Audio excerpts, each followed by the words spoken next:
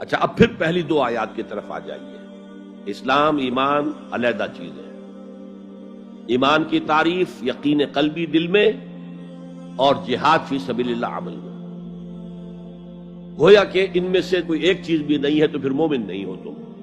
دل میں یقین نہیں تو مومن نہیں، عمل میں جہاد نہیں تو مومن نہیں۔ اب اسی کو دوسرے مقام سے جو میں نے آیات پڑھی تھی، سورہ صف کی آیت نمبر 10-11، یا ایھا الذین آمنوا هل ادلکم علی تجارۃ تنجیکم من عذاب علیم، اے اہل ایمان کیا میں تمہاری رہنمائی کروں اس تجارت کی جانب جو تمہیں جہنم کے عذاب سے بچا دے، نجات دے دے۔ سوالیہ انداز، یہ قرآن کا بھی انداز ہے، حضور کا بھی انداز تھا۔ پہلے سوال کیا جائے تاکہ اذہان سوچنے کی طرف آمادہ ہو جائے، تیار ہو جائیں کہ اب آگے کیا بات آ رہی ہے۔ حضور بھی سوال کیا کرتے تھے، اتدرون من المفلس، تم جانتے ہو مفلس کسے کہتے ہیں؟ اکثر و بیشتر صحابہ کا جواب ہوتا تھا اللہ و رسول عالم، اللہ اور اس کا رسول بہتر جانتے ہیں۔ پھر حضور دوبارہ پوچھتے تھے تو اپنی اپنی سمجھ کے مطابق جواب دیتے تھے۔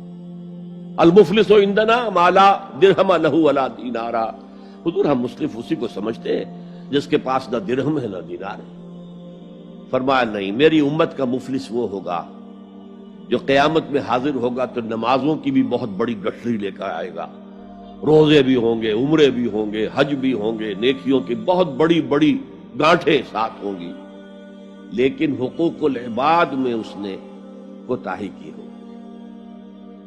قد اکل مال ھذا، اس شخص کا مال ہڑپ کر لیا ہوگا غلط طریقے سے، بہنوں کا حصہ وراثت میں کھا لیا ہوگا، کسی پر تہمت لگائی ہوگی، کسی کی غیبت کی ہوگی، اور وہ سارے دعوے دار جمع ہو جائے، اللہ اس شخص نے میرے ساتھ یہ کیا، اللہ اس شخص نے میرے ساتھ یہ کیا، تو اس کی نیکیاں سب دے دی جائیں گی۔ اچھا بھائی، وہاں کوئی اور کرنسی تو ہے نہیں کہ اتنے ہزار جرمانہ یا اتنا لاکھ جرمانہ، اچھا تم اس کی نمازیں لے جاؤ، تم اس کے روزے لے جاؤ، تم اس کے حج اور عمرے لے جاؤ، خالی ہو گیا، اور دعوے دار اب بھی باقی ہیں، تو ان کے گناہ اب ان کے حساب میں پڑنے شروع ہوں گے، اور وہ ان کے گناہوں کے بوجھ تلے دب کر جہنم میں جھونک دیا جائے۔ یہ مفلس ہے، یہ انداز تھا، یہ قرآن کا بھی انداز ہے اور یہی حضور کا انداز تھا۔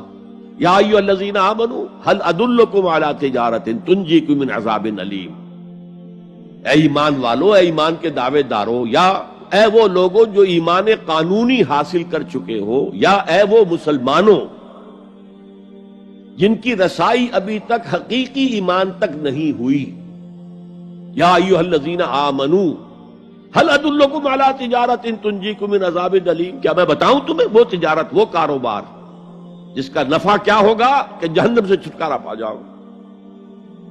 اب یہاں ایک منٹ رک کر توقف کر کے نظم کلام کے اعتبار سے ایک نتیجہ سامنے لے آئیے۔ اگر وہ تجارت نہیں کرو گے تو جہنم سے نجات کی امید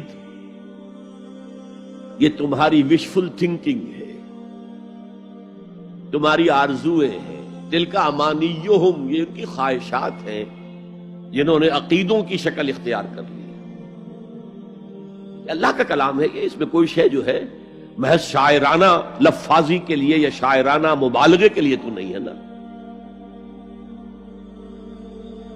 گنجینہ مانی کا طلسم اس کو سمجھیو جو نفس کے غالب میرے اشعار میں آوے۔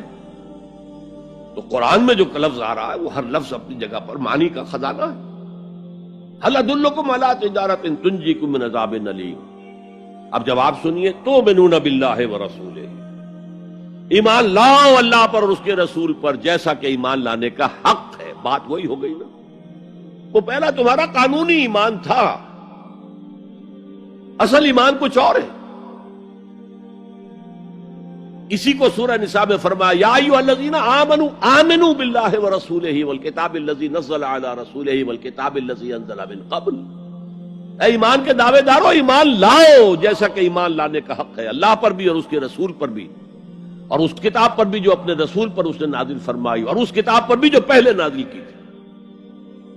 تؤمنون باللہ ورسولہ وتجاہدون فی سبیل اللہ باموالکم وانفسکم، بالکل وہی آیت نمبر 15 بن گئی کہ نہیں سورہ حجرات کی؟ ایمان لاؤ اللہ پر اس کے رسول پر، یا ایمان رکھو اللہ پر اس کے رسول پر جیسے کہ ایمان کا حق ہے، اور جہاد کرو اللہ کی راہ میں اپنی جانوں اور مالوں کے ساتھ۔ تؤمنون باللہ ورسولہ وتجاہدون فی سبیل اللہ باموالکم وانفسکم ذالکم خیر لکم ان کنتم تعلمون، یہی تمہارے حق میں بہتر ہے اگر تم سمجھو، اگرچہ بظاہر تو گھاٹے کا سودا ہے دنیاوی اعتبار سے، اللہ کی راہ میں جہاد کرنا جان کا اندیشہ ہے، قتال کے لیے نکلنا جان کا، جو اگر بچ کے آ گئے تو ایک نئی زندگی سمجھیے، ورنہ انسان میدان جنگ میں جاتا ہے تو جان ہتھیلی پر رکھ کر جاتا ہے۔ مال مانگا جا رہا ہے اللہ کی راہ میں، مال دے کر دنیا میں تو بہرحال دولت کی کمی کا احساس ہوتا ہے نا، اگرچہ تمہیں گھاٹے کا سودا نظر آتا ہے، حقیقت میں یہی نفع کا سودا ہے اگر تمہارے پاس علم حقیقی ہے۔ اب ان دو مقامات سے جو نتیجہ میں نے نکالا، there can be no ایمان without jihad فی سبیل اللہ، there can be no salvation on the day of judgment without jihad فی سبیل اللہ۔